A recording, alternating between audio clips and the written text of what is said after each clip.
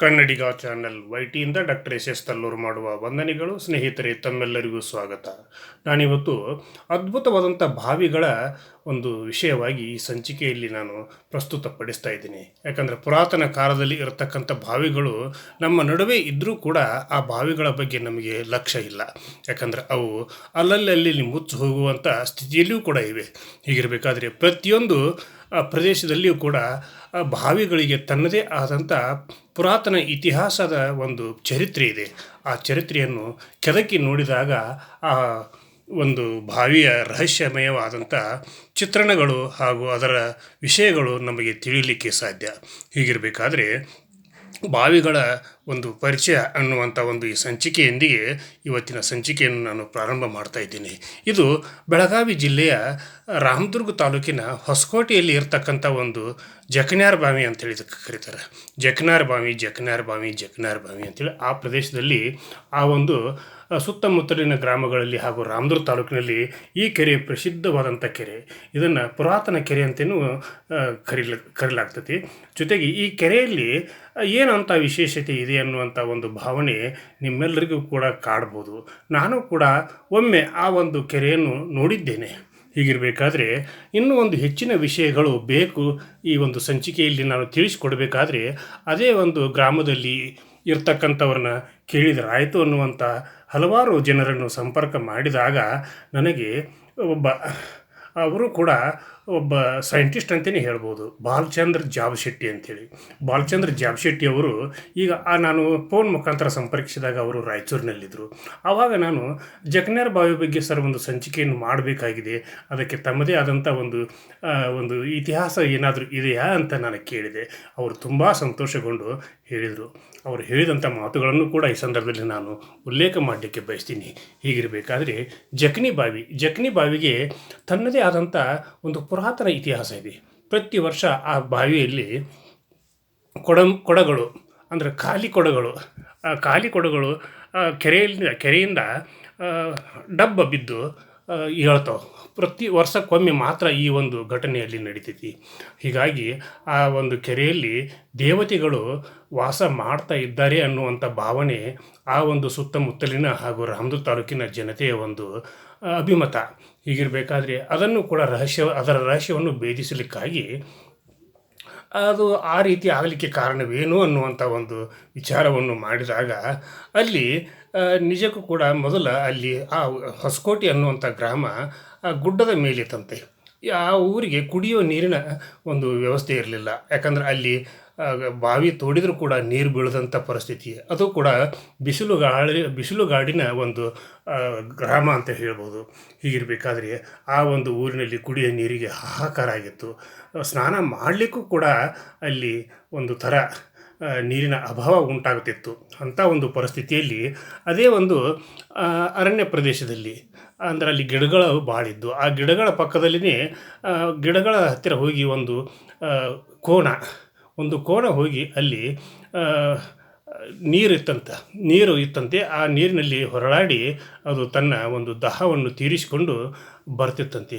ಇಲ್ಲ, ನಮ್ಮ ಊರಾಗ ನೀರು ನಮಗೆ ಕುಡಿಯೋಕೆ ಸಿಗುವಲ್ಲು, ಆದ್ರೆ ಈ ಕೋಣ ತನ್ನ ಮೈ ತುಂಬ ಕೆಸರನ್ನು ಎರಚಿಕೊಂಡು ಬರ್ತೈತಿ, ಎಲ್ಲಿ ಬರ್ತೈತಿ ಅನ್ನುವಂಥ ಒಂದು ಜಿಜ್ಞಾಸೆಯಲ್ಲಿ ಊರಿನ ಜನ ಇದ್ದಾಗ ಅದನ್ನು ಹಿಂಬಾಲಿಸಿಕೊಂಡು ಅವರು ಹೋದಾಗ ಅದು ಒಂದು ಗಿಡಗಳ ಮಧ್ಯದಲ್ಲಿ ಇರ್ತಕ್ಕಂಥ ಒಂದು ಕೊಳ. ಆ ಕೊಳದ ತುಂಬೆಲ್ಲ ಅದು ಹೊರಳಾಡನ ಅಲ್ಲಿ ಜೀವಜಲ ಇರ್ತೈತಿ.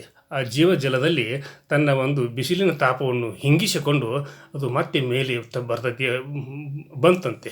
ಆ ಒಂದು ವಿಚಾರವಾಗಿ ಅದನ್ನು ಆ ಹೊಸಕೋಟೆ ಗ್ರಾಮದ ಗ್ರಾಮಸ್ಥರೆಲ್ಲರೂ ಕೂಡ ಕೂಡಿಕೊಂಡು ಅದನ್ನು ಒಂದು ವಿಸ್ತಾರವಾದಂಥ ಒಂದು ಕೆರೆಯನ್ನು ಕಟ್ಟಿದ್ರಂತೆ. ಆವಾಗ ಕೆರೆ ಅಲ್ಲ, ಅದು ಬಾವಿ. ಆ ಬಾವಿಯನ್ನು ಕಟ್ಟಿದ್ರಂತೆ, ತೋಡಿದ್ರಂತೆ. ಆ ಸಮಯದಲ್ಲಿ ಆ ಒಂದು ಈ ಒಂದು ವಿಸ್ಮಯನ ಹೇಳ್ತಕ್ಕಂಥ ವಿಸ್ಮಯ ನಡೆಯಲಿಕ್ಕೆ ಪ್ರಾರಂಭವಾಯಿತು. ಯಾಕಂದರೆ ಆ ವರ್ಷಕ್ಕೊಮ್ಮೆ ಅದು ಯಾವಾಗ ಬರ್ತೈತಿ ಹೇಳೋಕ್ಕಾಗೋದಿಲ್ಲ. ಹೀಗಿರಬೇಕಾದ್ರೆ ಆ ಗ್ರಾಮದ ಹಿರಿಯರೆಲ್ಲರೂ ಕೂಡಿಕೊಂಡು ಆವತ್ತು ವಿಶೇಷವಾಗಿ ದೇವಾನುದೇವತೆಗಳಿಗೆ ಗಂಗಾಮಾತೆಗೆ ವಿಶೇಷವಾದಂಥ ಪೂಜೆಯನ್ನು ಸಲ್ಲಿಸಿ ಇಡೀ ಊರಿಗೇ ಊಟವನ್ನು ಬಡಿಸುವಂಥ ಊಟವನ್ನು ಹಾಕುವಂಥ ಸಂಪ್ರದಾಯ ಈಗಲೂ ಕೂಡ ಇದೆ. ಹೀಗಿರಬೇಕಾದ್ರೆ ಅಲ್ಲಿ ಈ ಒಂದು ಅಚಾತುರ್ಯ, ಆ ಒಂದು ಚಾತುರ್ಯ ನಡೀಲಿಕ್ಕೆ ಕಾರಣವೇನು ಅನ್ನುವಂಥ ಒಂದು ಪ್ರಶ್ನೆ ಎದ್ದಾಗ ಅಲ್ಲಿ ಹಿರಿಯರೊಬ್ಬರು ಮತ್ತೊಮ್ಮೆ ನನಗೆ ತಿಳಿಸಿದರು.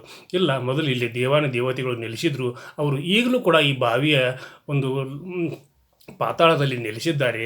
ಅವರು ಕೊಡಗಳ ರೂಪವಾಗಿ ನಮಗೆ ಬಂದು ದರ್ಶನವನ್ನು ನೀಡ್ತಾ ಇದ್ದಾರೆ.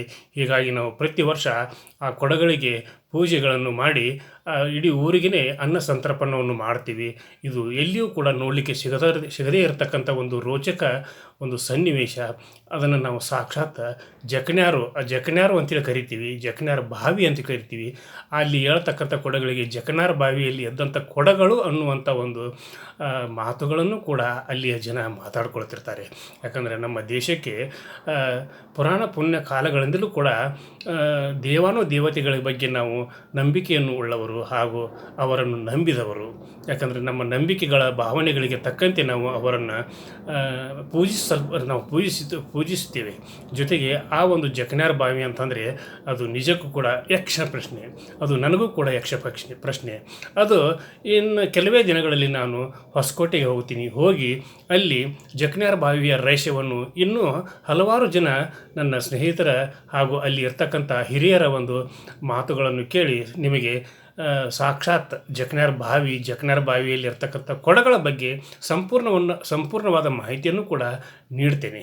ಹೀಗಿರಬೇಕಾದ್ರೆ ಇನ್ನೊಬ್ಬರು ನನ್ನ ಸ್ನೇಹಿತರು, ಅವರು ಯರಗಟ್ಟಿಯವರು, ವಿನೋದ ಕತ್ತಿಶೆಟ್ಟಿಯನ್ನವರು. ಅವರು ಕೂಡ ಸಂಶೋಧಕರು, ಅವರು ಕೂಡ ಒಬ್ಬರು ಇಂಜಿನಿಯರ್ ಆಗಿ ಕೆಲಸ ಮಾಡ್ತಾರೆ. ಅವರಿಗೂ ಕೂಡ ಇಂಥ ಹಲವಾರು ವಿಷಯಗಳು, ಸಂಗತಿಗಳು ಗೊತ್ತಿರ್ತವೆ. ಹೀಗಿರಬೇಕಾದ್ರೆ ಅವರನ್ನು ಕೂಡ ನಾನು ಸಂಪರ್ಕಿಸುತ್ತೇನೆ. ಹೀಗಿರಬೇಕಾದ್ರೆ ಎಲ್ಲ ಹಿರಿಯರ ಹಾಗೂ ಸಂಶೋಧಕರ ಹಾಗೂ ದೇವಾನುದೇವತೆಗಳನ್ನು ನಂಬಿರ್ತಕ್ಕಂಥ ಎಲ್ಲ ಭಕ್ತಾದಿಗಳ ಒಂದು ಸಮಕ್ಷಮ ನಾನು ಜಕಣ್ಯಾರ ಬಾವಿಗೆ ಹೋಗಿ, ಹೊಸಕೋಟೆಯಲ್ಲಿರ್ತಕ್ಕಂಥ ಜಕಣ್ಯಾರ ಬಾವಿಗೆ ಹೋಗಿ ಆ ಒಂದು ಬಾವಿಯ ರಹಸ್ಯವನ್ನು, ಅಲ್ಲಿ ಹೇಳ್ತಿರ್ತಕ್ಕಂಥ ಕೊಡಗಳ ಒಂದು ರಹಸ್ಯವನ್ನು, ಸಂಪೂರ್ಣವಾದ ಮಾಹಿತಿಯನ್ನು ಕೂಡ ಈ ಸಂದರ್ಭದಲ್ಲಿ ನಾನು ಕನ್ನಡಿಗ ಚಾನಲ್ YT ಎಲ್ಲ ವೀಕ್ಷಕರಿಗೆ ನಾನು ಹೇಳ್ತೀನಿ. ಆಮೇಲೆ ನಮ್ಮ ರಾಜ್ಯದಲ್ಲಿ ವಿಶೇಷವಾಗಿ ಅರಗಾಳ ಬಾವಿಗಳು ಅಂತೇಳಿ ಇರ್ತಾವೆ. ಅರಗಾಳ ಬಾವಿಗಳು ಹಾಗೂ ಪ್ರಾಚೀನ ಬಾವಿಗಳು ಅನ್ನುವಂಥ ಒಂದು ಬಾವಿಗಳ ಒಂದು ವಿಷಯವಾಗಿ ಮುಂದಿನ ಸಂಚಿಕೆಯಲ್ಲಿ ನಾನು ಅವುಗಳನ್ನು ಕೂಡ ಪರಿಚಯ ಮಾಡಲಿಕ್ಕೆ ಇಚ್ಛೆ ವ್ಯಕ್ತಪಡಿಸ್ತೀನಿ.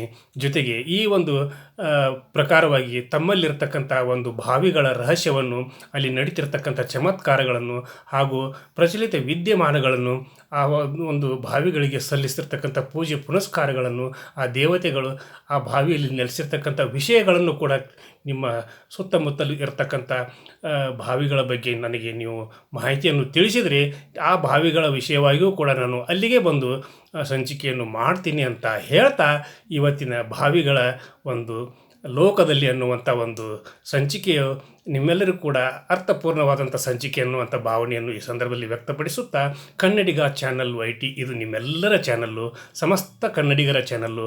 ಕನ್ನಡಿಗ ಚಾನಲ್ YTಯಲ್ಲಿ ಬರ್ತಿರ್ತಕ್ಕಂಥ ಪ್ರತಿಯೊಂದು ವಿಷಯಗಳು ಸತ್ಯವಾಗಿರ್ತವೆ ಅನ್ನೋದಕ್ಕೆ ಈ ಒಂದು ಜಕಣ್ಯಾರ ಬಾವಿಯ ಒಂದು ರಹಸ್ಯವೂ ಕೂಡ ಸಾಕ್ಷಿ.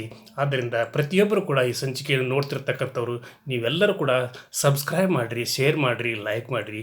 ಈ ಒಂದು ಜಕಣ್ಯಾರ ಬಾವಿಯ ರಹಸ್ಯವನ್ನು ನಿಮ್ಮೆಲ್ಲ ಸ್ನೇಹಿತರಿಗೆ ತಲುಪಿಸುವಂಥ ಕೆಲಸ ಕಾರ್ಯಗಳನ್ನು ನೀವು ಮಾಡ್ತೀರಾ ಅಂತ ನಾನು ನಂಬಿದ್ದೀನಿ. ಇಷ್ಟು ಹೇಳಿ ನನ್ನ ಇವತ್ತಿನ ಸಂಚಿಕೆಯನ್ನು ಮುಗಿಸಿ ನಾಳಿನ ಸಂಚಿಕೆಯೊಂದಿಗೆ ತಮ್ಮ ಜೊತೆಗೆ ಹಾಜರಾಗ್ತೀನಿ. ಅಲ್ಲಿವರೆಗೂ ನನ್ನ ನಮಸ್ಕಾರ.